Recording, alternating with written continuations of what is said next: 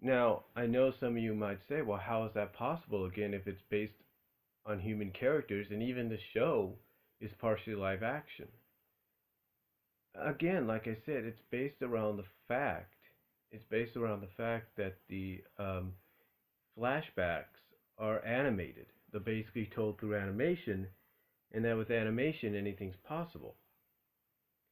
So, like I said, with the Zoe character, after she's complimented by her friend Tom in the disguise of Dom, if you will, after she's complimented and flirted by him in his, while he's posing in his new alter ego, she basically turns all blue, I mean, all watery blue, and splashes down into a puddle of water. Basically, she melts into a puddle of water. Now she is with her eyes closed, if you will. Now she is able to reform herself, but for about a few seconds, she's nothing more than a puddle of water.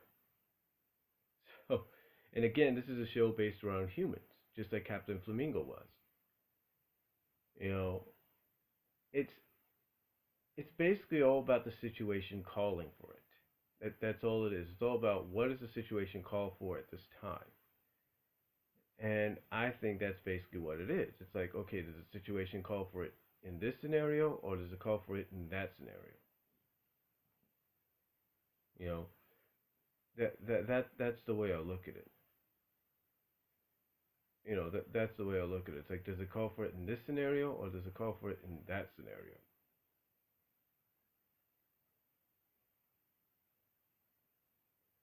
And it's again, it's literally one of those situations where it's all about what does the scenario call for at that time. Now,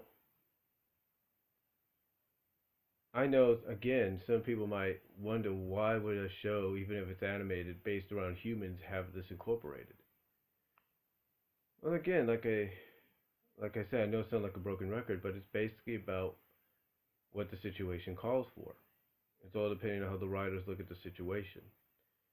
You know, and and when one thinks about it, sometimes it's about visually showing how a female character feels or a male character feels. I'll give you an example. There used to be a sitcom on CBS called Major Dad, and I remember there was one episode that came on, and in one of the scenes of this episode, the main character, the Major Dad character, was in a hotel room with his wife making out on a bed, and the wife was basically telling the Major Dad character that she was melting. Now, if this was done in animation form, then if they wanted to, they could have shown her melting right there into a puddle. But they didn't. Instead, she just said it. And visually, all she was doing was still making out with the guy. That was it. Now, the difference between that and live action, now the difference between that, I should say, and animation, an animated show, is that visually it can be done. And that's basically, in the end of it, at the end of it, that's basically what the lustful male gag is in animation and in comic books. It's basically the equivalent of how a real person feels, like I mentioned all the way back in part one. It's basically how somebody feels. It's not like, oh, well, this character has to say this and that's it, but there's nothing to show for it. Animators decide that there's got to be something shown for it. And again, it goes all the way back to, like I said, the 40s and the 50s. It's basically showing visually how a character feels about another. And ironically, and not to be offensive or anything, not to sound offensive, I'm not trying to be rude or anything, as I mentioned in the written works, but it seems that the female character is always the one that's involved in the scenario. Again, not saying a male character hasn't done it. I mean, I've basically told you there have been male characters that have done it. There have been, so, but the thing is, it's mostly been the female, and I think it's mainly because they find it more intriguing and funny. So to me, I can understand, from a sense, I can understand from a sense, you know, why it's done. Why, it's done visually in animation and in comic books, and not used that much, if you will, in live action, if at all. So, but that's basically what the Lustful Milk Egg has been for the past decades and generations and centuries.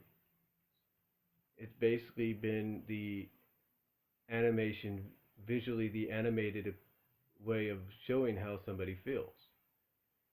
So, that's really what it is. Now, I know, and I've mentioned this in the written portion, I know that there are other shows out there, other animated shows out there around the world and here in the States that have incorporated the Lustful Milk Egg but have yet to be mentioned or talked about.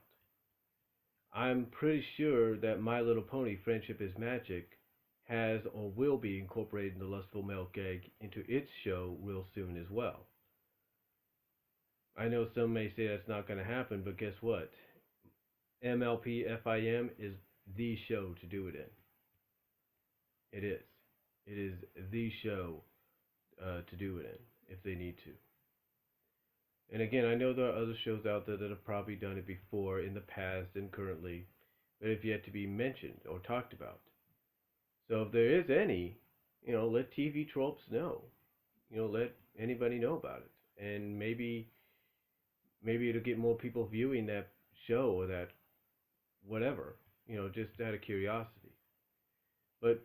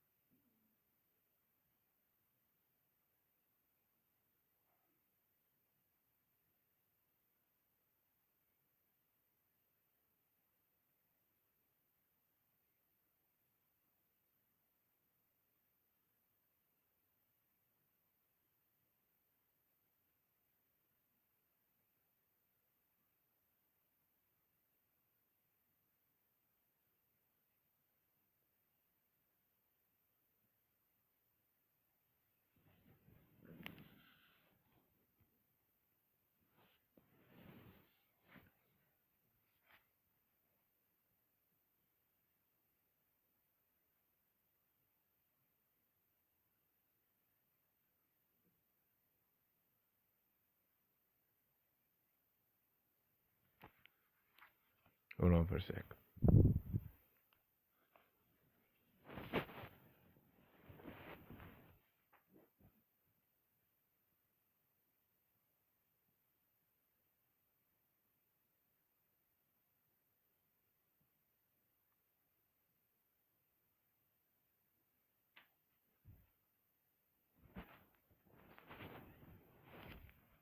Sorry about that. I thought I heard something. But anyway, get, make, kind of talk about it. Let people know about it if the Lustful Milk Cake has been any shows that have not been mentioned or talked about. Because again, like I said, I'm pretty sure it's going to be or it has been in shows like Friendship is Magic. But that, again, in closing, that is basically what the Lustful Milk Cake is.